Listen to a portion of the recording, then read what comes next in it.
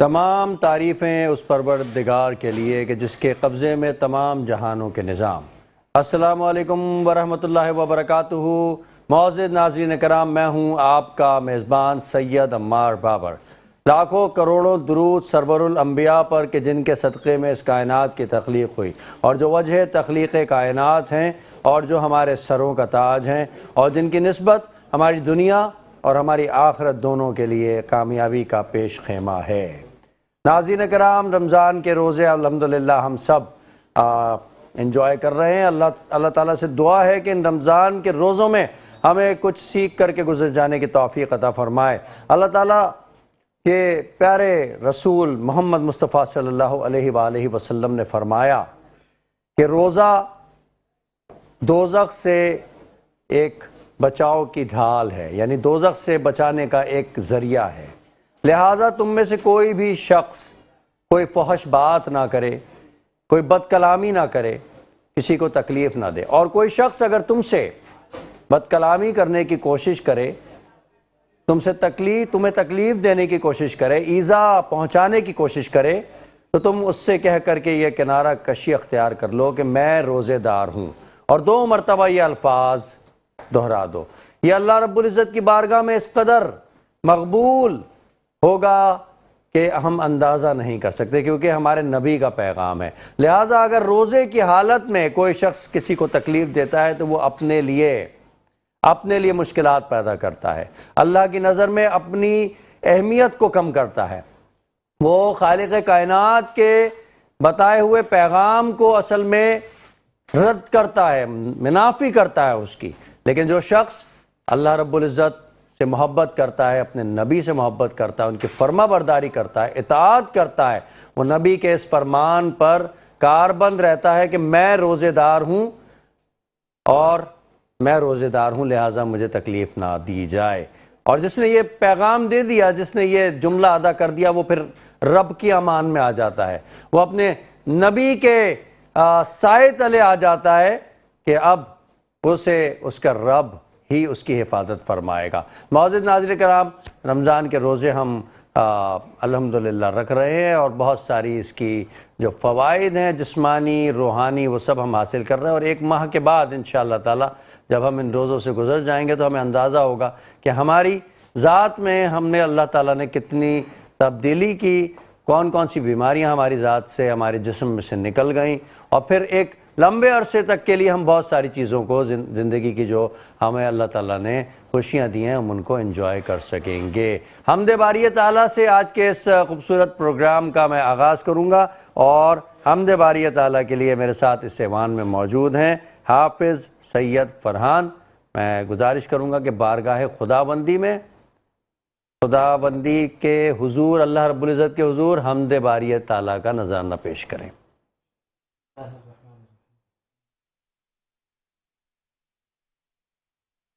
ناظرین درود پاک پڑھیے، اللہم صلی علیہ تیری شان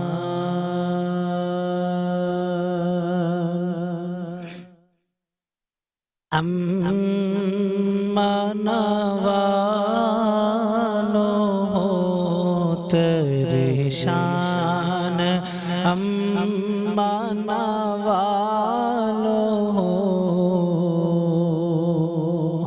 اللہ جل جلالہ، اللہ جل جلالہ، اور تیرے نام پر اے میرے خدا میری روح فدا، میری جان فدا، اللہ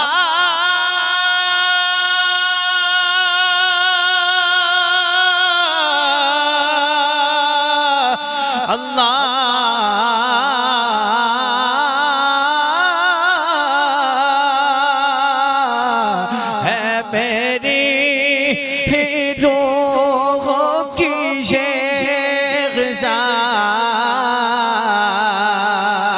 کہ تیرا نام لب پہ رہے سدا تیرا نام لب پہ رہے سدا ہے تیری رضا میری آرزو اللہ جل جلالہ اللہ اللہ جل جلالہ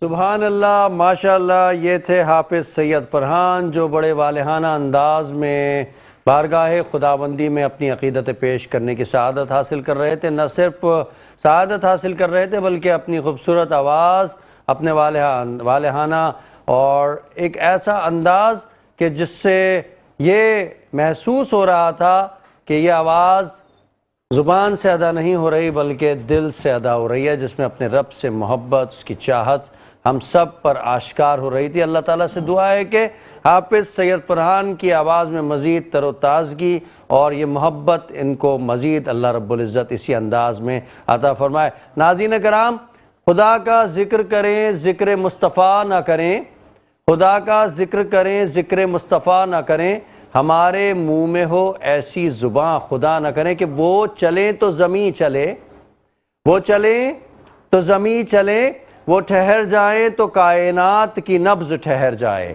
وہ نظر اٹھائیں تو بطحا کے سنگلاخ پہاڑ رجد و ہدایت کے آفتاب بن جائیں، اور وہ جس زمین پر قدم رکھ دے وہ زمین قیامت تک کے لیے گلزار بن جائے. انہی خیالات کے ساتھ میرے ایوان میں موجود خوبصورت سنخاں جو بڑے محبت سے اور بڑی پیاری آواز میں سرکار دو عالم صلی اللہ علیہ وآلہ وسلم کی بارگاہ میں نذرانہ عقیدت پیش کرنے کی سعادت حاصل کرتے ہیں. معروف سنخاں اسامہ حسین قریشی اس وقت ہماری اس محفل میں موجود ہیں. بارگاہ رسالت مآب صلی اللہ علیہ وآلہ وسلم میں اپنی عقیدت پیش کرنے کی سعادت حاصل کریں گے. اسامہ حسین قریشی، بسم اللہ.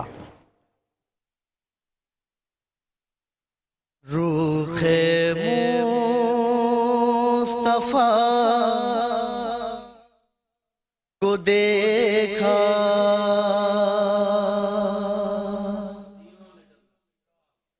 تو دیوں نے جلنا سیکھا. روح مصطفیٰ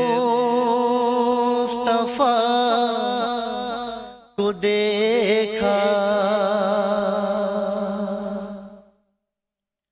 تو دیوں نے جلنا سیکھا. یہ کرم ہے مصطفیٰ کا، یہ کرم ہے مصطفیٰ کا. شب غم نے ڈھلنا سیکھا. یہ کرم ہے مصطفیٰ کا. شب غم نے ڈھلنا سیکھا.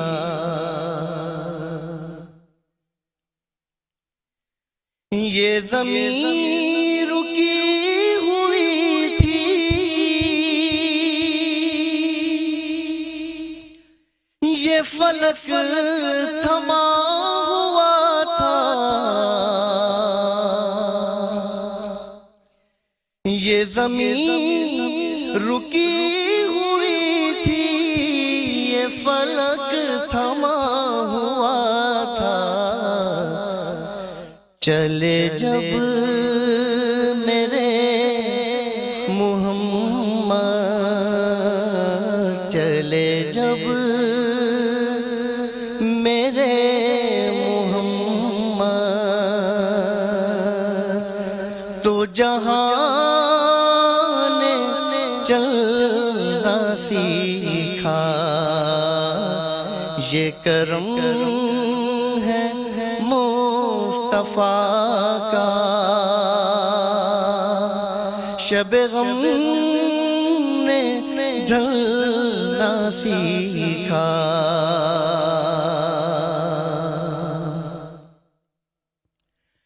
میں گرا نہیں جو اب تک، یہ کمال مصطفیٰ ہے، میں گرا نہیں جو اب تک، یہ کمال مصطفیٰ ہے، میری ذات نے نبی سے، میری ذات نے نبی سے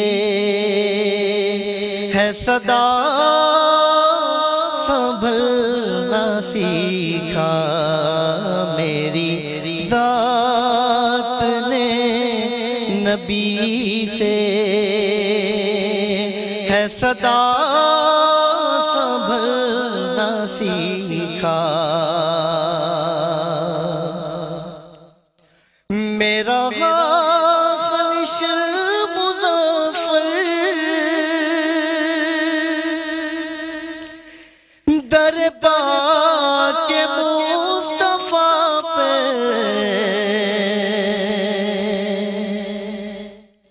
میرا خلش مظفر در پاک مصطفیٰ پر، میرے جذب عاشقی نے، میرے جذب عاشقی نے کہاں گھر بدلنا سیکھا، روح مصطفیٰ کو دیکھا تو دیوں نے جلنا سیکھا۔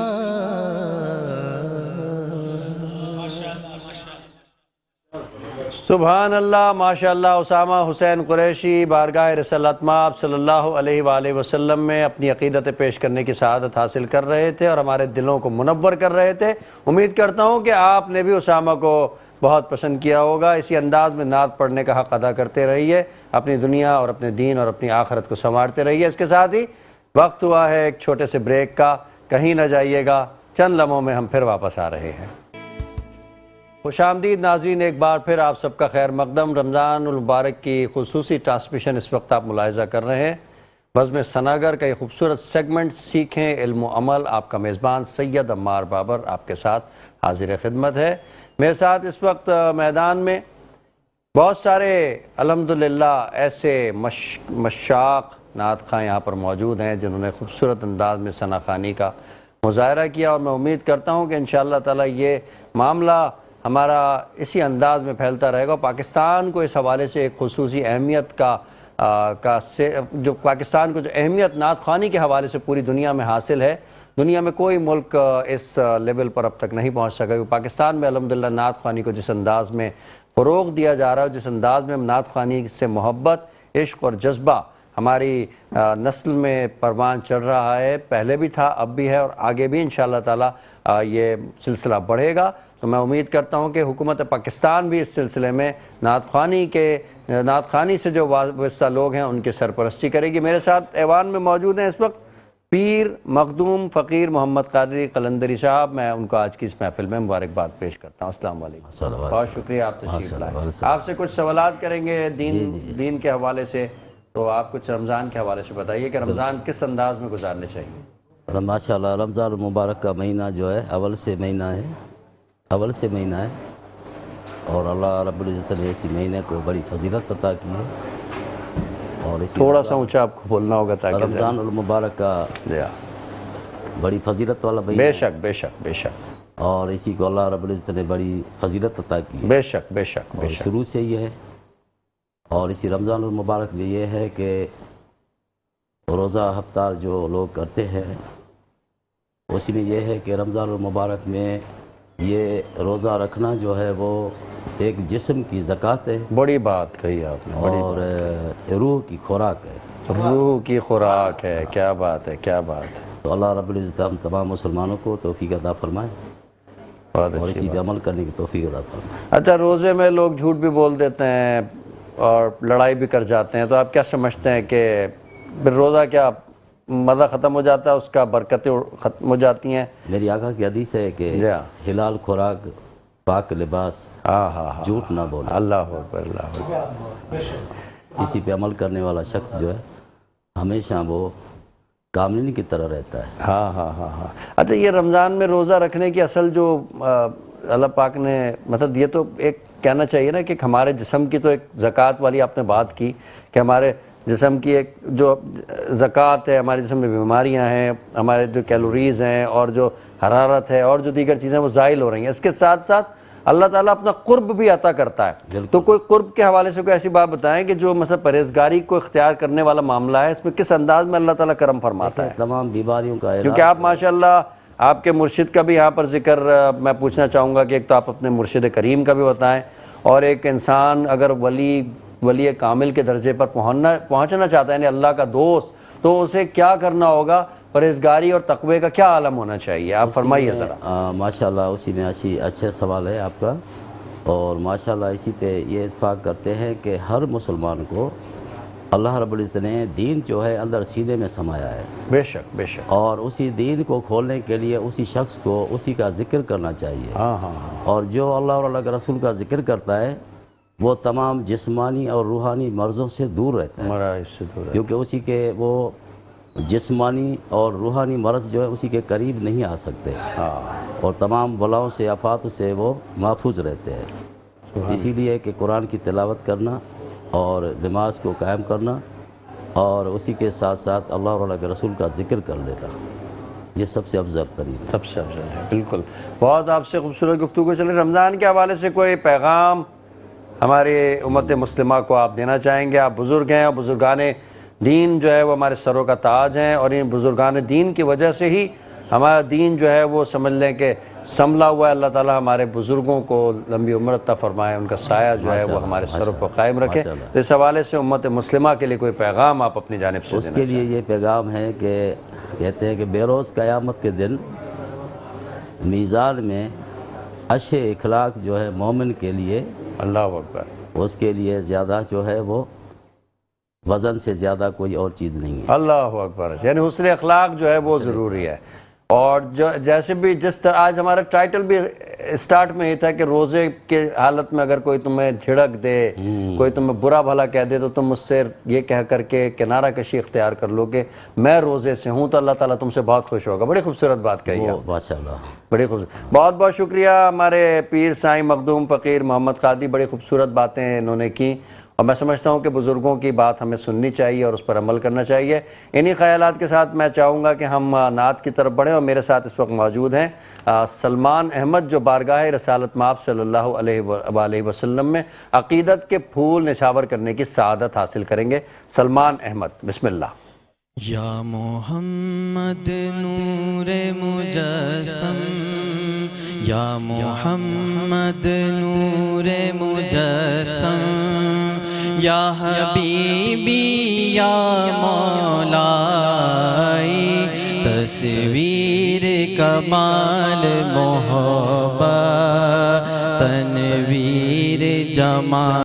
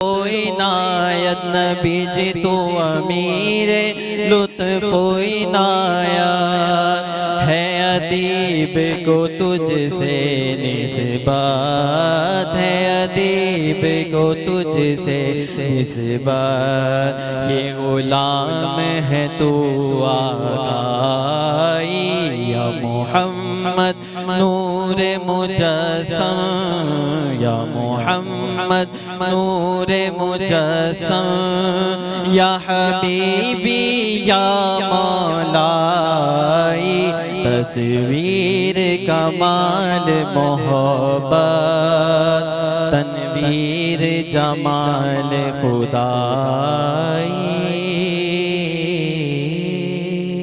سبحان اللہ، ماشاء اللہ۔ سلمان احمد بارگاہ رسالت مآب صلی اللہ علیہ وآلہ وسلم میں حسین علی ادیب رائے پوری کا مشہور زمانہ کلام یا محمد نور مجسم پیش کرنے کی سعادت حاصل کر رہے تھے۔ حاضرین کرام، ایک چھوٹے سے بریک کا وقت ہوا ہے اور اس کے ساتھ ہی میں ہمارے ساتھ موجود حافظ سید فرحان، جنہوں نے حمد باری تعالیٰ سے اس محفل کا آغاز کیا تھا، میں ان کا شکر گزار ہوں، ان کا شکریہ ادا کرتا ہوں کہ وہ تشریف لائے۔ انشاءاللہ فیوچر میں، مستقبل قریب میں ایک بار پھر آپ کو سننے کی ہم انشاءاللہ چاہت رکھیں گے۔ اس کے ساتھ ہی ایک چھوٹے سے بریک کی طرف چلتے ہیں، وہ اس امید کے ساتھ کہ آپ کہیں نہیں جائیں گے۔ خوش آمدید ناظرین، سیکھیں علم و عمل کے خصوصی سیگمنٹ جس کا کہ آپ کو شدت سے انتظار رہتا ہے، کوئز کمپٹیشن کے ساتھ حاضر خدمت ہوں۔ میرے ساتھ اس وقت 3 طالب علم یہاں پر موجود ہیں جن کا تعلق یونیورسٹیز اور کالج سے ہے۔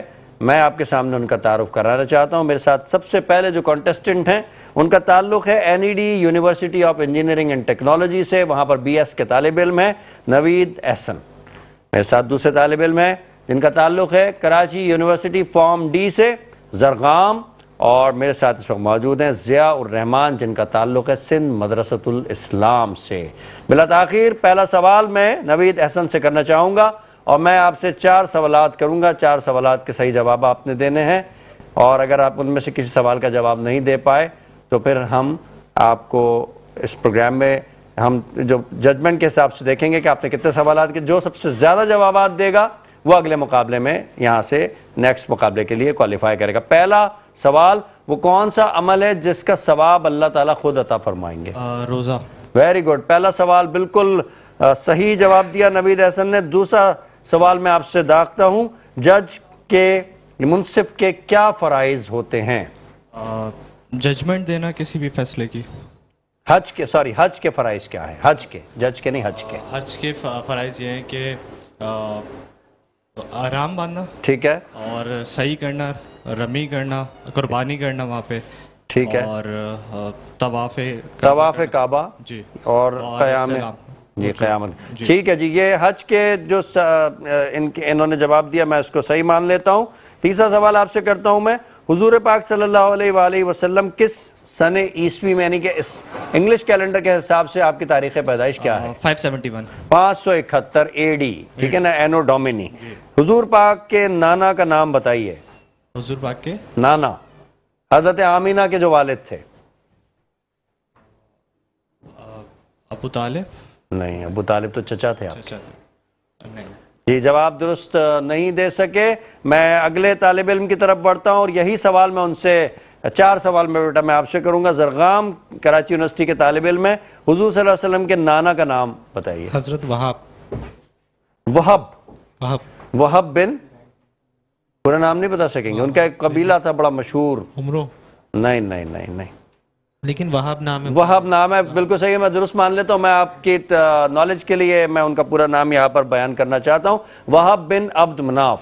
عبد مناف ایک قبیلہ تھا اور بڑا مشہور اور بہت یعنی کہ نوبل فیملی تھی جس سے آپ کے نانا کا تعلق تھا۔ اچھا، دوسرا سوال ہے، حضور صلی اللہ علیہ وآلہ وسلم جس دن پیدا ہوئے، ہفتے کے جو دن ہے وہ کون سا دن تھا؟ پیر کے دن۔ پیر کے دن۔ 2 سوالوں کے آپ نے بالکل درست جواب دے دیے۔ میں آپ سے تیسرا سوال پوچھتا ہوں، حضرت قرآن پاک کی پہلی وحی آپ صلی اللہ علیہ وآلہ وسلم پر کس عمر میں نازل ہوئی؟ 40 برس کی عمر میں۔ تقریباً کم و بیش 40-41 برس کی عمر میں آپ پر پہلی وحی نازل۔ اور آخری سوال آپ سے میں پوچھتا ہوں کہ آپ حضرت ختیجہ جو تجارت کرتی جو کاروبار کرتی تھیں وہ کس قسم کا کاروبار کرتی تھیں؟ ایک ملک سے دوسرے ملک میں اپنا ملک کا سامان مطلب تجارت وغیرہ کی جاتی ٹریڈنگ کرتی تھی. Very good. تجارت کرتی تھی. کاروبار کے مختلف سیگمنٹس ہوتے ہیں, صنف ہوتی ہیں, تو اس میں ایک صنف تجارت کی ہے. تو حضرت ختیجہ جو ہے کوئی مشہور تاجرہ تھیں جنہوں نے اپنا جو تجارت کا سامان تھا رسول اللہ صلی اللہ علیہ وآلہ وسلم کو کے حوالے کیا تھا. آپ نے اب تک کے تمام سوالوں کے بالکل درست جواب دیے, اور میں بڑھتا ہوں ضیاء الرحمان کی طرف. ضیاء الرحمان, حضرت عمر رضی اللہ تعالیٰ عنہ کی شہادت کب وقوع پذیر ہوئی؟ یعنی ہجرت کے کتنے سال بعد ہوئی, یہ بتا دیجئے مجھے. ویسے تاریخ کا ایک ہے کہ یہ 29 محرم کہتے ہیں, 29 ذی الحج کہتے ہیں. 29 ذی الحج ہے جی نہیں, آپ کو ہجرت کے بعد کتنے ایئرس تھے وہ نہیں آپ کو معلوم ہے. ٹھیک ہے, میں آپ کا یہ سوال درست نہیں مان سکتا, آپ نے صحیح جواب نہیں دیا. پہلا ہی سوال آپ نے درست نہیں دیا. دوسرا, مردوں میں بہت آسان سوال پوچھ رہا ہوں, مردوں میں سب سے پہلے اسلام کس نے قبول کیا؟ حضرت ابو بکر صدیق رضی اللہ. حضرت ابو بکر صدیق. عرفات کے میدان میں حاجی کب جمع ہوتے ہیں, کس دن جمع ہوتے ہیں؟ 9 ذی الحجہ. 9 ذی الحجہ کو.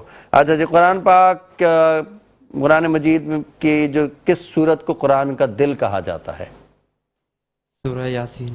سورہ یاسین. چاروں سوالوں کے آپ نے صحیح جواب دیے. اور اب میں بڑھتا ہوں اگین نوید احسن کی طرف, اور اس وقت جو لیڈ کر رہے ہیں زرغام کر رہے ہیں چاروں سوالوں سے, اور اب آپ دونوں کے پاس گنجائش نہیں ہے کسی بھی غلطی کی. اگر آپ میں سے کوئی بھی ایک غلطی کر دیتا ہے تو وہ ایلیمنیٹ ہو جائے گا, ذہن میں رکھیے گا. اچھا جی, نیکسٹ کوشچن نوید احسن سے, اسلام کی پہلی جنگ کا نام بتائیے. احد, جنگ احد, جنگ بدر. جنگ بدر پہلی, ٹھیک ہے. دوسری جنگ کا نام بتائیے. جنگ احد. جنگ احد دوسری جنگ ہے. Very good. اچھا, قرآن پاک میں کتنی سورتیں ہیں؟ قرآن پاک میں 114. 114. Very good. قرآن مجید کس ماہ میں نازل ہوا؟ رمضان مبارک. رمضان المبارک میں. Very good. میں زرغام کی طرف بڑھتا ہوں. زرغام, آپ سے سوال ہے. اس سیگمنٹ میں نوید احسن نے چاروں سوالوں کے درست جواب دیے ہیں, اور ایک سوال انہوں نے صحیح جواب نہیں دیا تھا پچھلے سیگمنٹ کے اندر. زرغام سے سوال ہے, کیا آپ صلی اللہ علیہ وآلہ وسلم اپنے روزہ مبارک میں حیات ہیں, زندہ ہیں؟ تمام انبیاء کا یہی ہے کہ وہ اپنے قبر مبارک میں زندہ ہے. بے شک, بہت خوب جواب دیا. یہ ہمارا عقیدہ ہے, یہ ہمارا امت مسلمہ کا تمام مسالک کا عقیدہ ہے کہ نبی کریم صلی اللہ علیہ وآلہ وسلم اور جتنے معصوم انبیاء ہیں وہ اپنے اپنے مزاروں میں, اپنی قبروں میں زندہ ہیں. اللہ پاک ان کو رزق بھی عطا فرماتا ہے, اللہ پاک ان کو, اور یہ ہمارے ایمان کا ایک حصہ ہے. بہت خوب, آپ نے بہت اچھا جواب دیا. نیکسٹ کوشچن, حضرت عبد الرحمن بن عوف کو کس لقب سے یاد کیا جاتا ہے؟ وہ بہت زیادہ مطلب مالدار تھے.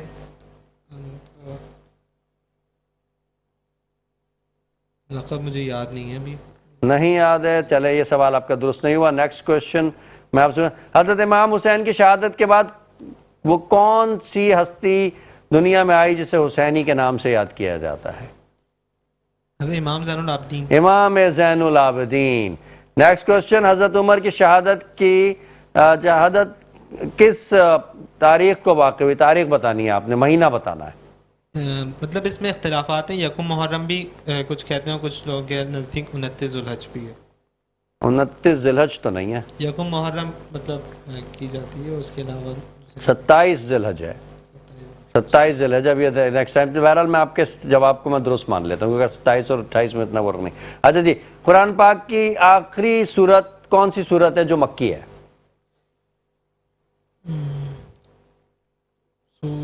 سورہ فلق اور سورہ ناس. ایک سورت بتانی ہے آپ نے. سورہ ناس جو ہے وہ آخری سورت ہے جو مکی ہے. ایک سوال آپ نے جواب درست نہیں دیا. اچھا جی, بڑھتے ہیں. نیکسٹ ہم اپنے ضیاء الرحمان کی طرف.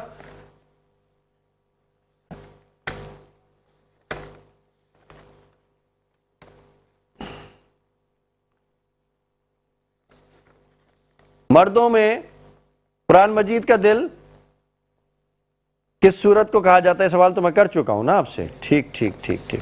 اچھا جی, چلے جی, ایک سوال کا جواب آپ دے دیجئے کہ حضرت علی رضی اللہ تعالیٰ عنہ کو کس لقب سے یاد کیا جاتا ہے؟ مولا علی علیہ السلام. مولا علی علیہ السلام. حضرت علی کی اہلیہ کا نام بتائیے. حضرت بی بی فاطمہ رضی اللہ حضرت تعالیٰ. بی بی فاطمہ. حضرت علی کے کتنی اولادیں تھیں, ان کے نام کیا ہیں؟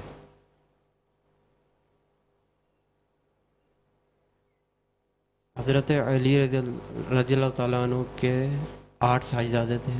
8 صاحبزادے تھے اور 3 صاحبزادیاں تھیں.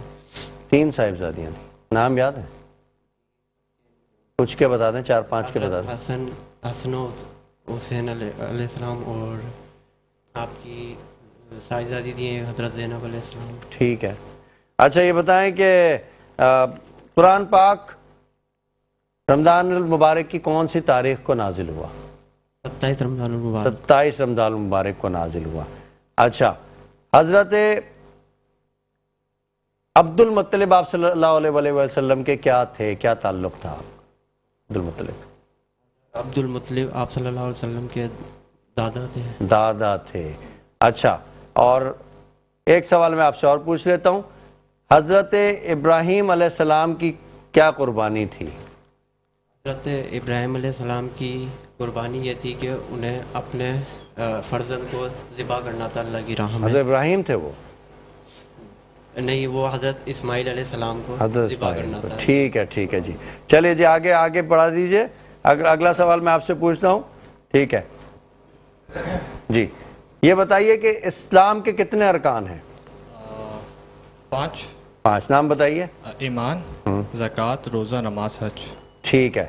یہ بتائیے کہ حضرت عمر رضی اللہ تعالیٰ عنہ نے کتنے سال خلافت کی؟ کتنے برس خلافت رہی انہیں؟ تقریباً 10 سال. 22.5 مربع میل کے اوپر ان کی حکومت تھی. 10 برس نہیں, 10 برس آپ کم بتا رہے ہیں. آپ کا جواب غلط ہو جائے گا. بس 1 سیکنڈ ہے آپ کے پاس جواب دینے کے لیے. نیکسٹ کوشچن میں آپ سے 22 سال تقریباً. جی اچھا جی. حضرت علی رضی اللہ تعالیٰ عنہ نے شیر خدا کا لقب کس وجہ سے دیا جاتا ہے ان کو؟ شیر خدا, کیونکہ وہ بہادر تھے بہت زیادہ. اس وجہ سے ان کو شیر چلے جی.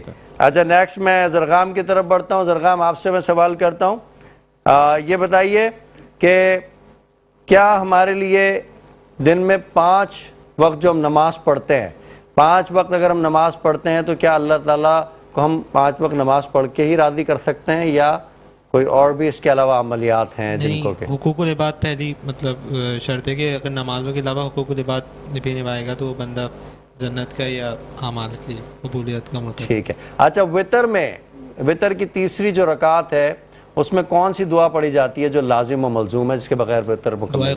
دعائے قنوت. جی اچھا جی, آ جائیے. ضیاء الرحمن, آپ کی طرف آ جاتا ہوں اور آپ سے آخری سوال کرتے ہیں, اس کے بعد اس کا فیصلہ بھی ہم کر لیتے ہیں. آپ یہ بتائیے کہ اللہ تعالیٰ کا قرب حاصل کرنے کے لیے سب سے ضروری چیز کیا ہے؟ اللہ تعالیٰ کا قرب حاصل کرنے کے لیے سب سے ضروری ہے کہ حضرت محمد صلی اللہ علیہ وسلم پہ درود شریف پڑھنا. حضور صلی اللہ علیہ وسلم کی آخرت پہ ہمارا یقین ہو. ناظرین کرام, اس کے ساتھ ہی آج کے کوئز کے مقابلے کا بھی اختتام ہوا, اور ہم اس مقابلے کے جو شرکاء ہیں ان میں سے 2 کو کسی کو ہم انشاءاللہ آگے بھیجیں گے. اور ہمارے اس مقابلے کے ساتھ ساتھ آج کے اس پروگرام, یہ گیسٹ کی طرف چلتا ہوں. پیر صاحب یہاں پر موجود ہیں, میں چاہوں گا کہ ہمارے امت کو کوئی پیغام دے دیں تاکہ ہم اس پروگرام کو اینڈ کر سکیں. ماشاءاللہ. اور بچوں نے بھی اچھے سوال کیے, جواب کیے. امت مسلمہ کے لیے یہ ہے کہ حلال کی کمائی ہو اور محبت اور اخلاق رکھیں, آپس میں محبتیں رکھیں, کیونکہ حضور اکرم صلی اللہ علیہ وسلم کا دین کا یہ تیسرا حصہ ہے. حضور اکرم صلی اللہ علیہ وسلم نے فرمایا, ایک دین وہ ہے جو اللہ نے آپ لوگوں کو سینے میں عطا کیا ہے, ایک وہ دین ہے جو میں لکھ کر کے دے رہا ہوں جو پڑھ رہے ہو, اور ایک وہ دین ہے جو اپنے کردار سے عمل سے اسی کو آگے. سبحان اللہ, سبحان اللہ. ایک وہ دین ہے جو اپنے کردار اور عمل سے, یعنی کہ ہمارا کردار ہمارے عمل کے منافی نہیں ہونا چاہیے. اس کے ساتھ ہی اپنے میزبان سید عمار بابر کو اجازت دیجیے. کل تک کے لیے, کل انشاءاللہ پھر حاضر ہوں گے. اللہ حافظ و نگہبان. پاکستان زندہ باد.